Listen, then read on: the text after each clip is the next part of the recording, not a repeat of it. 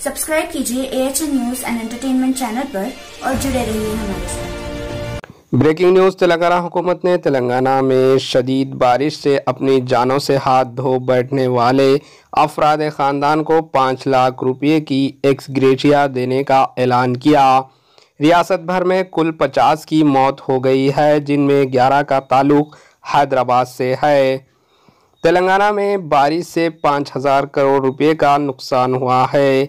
Chief minister के चंद्रशेखर राव ने कहा है कि इब्तदाई तखमीना के मुताबिक रियासत को भारी बारिश और सैलाब की वजह से ज़ायद अज़ा 5,000 करोड़ रुपए का नुकसान हुआ है।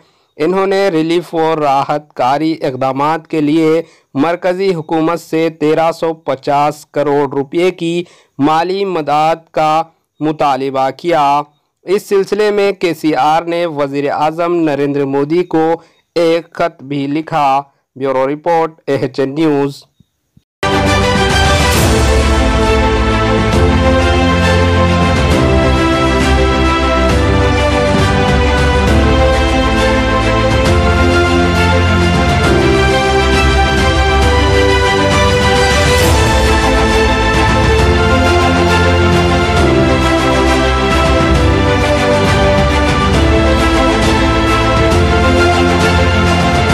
हमारे AHN न्यूज़ को सब्सक्राइब करिए ताकि आपको नोटिफिकेशंस आते रहे वक्त पर।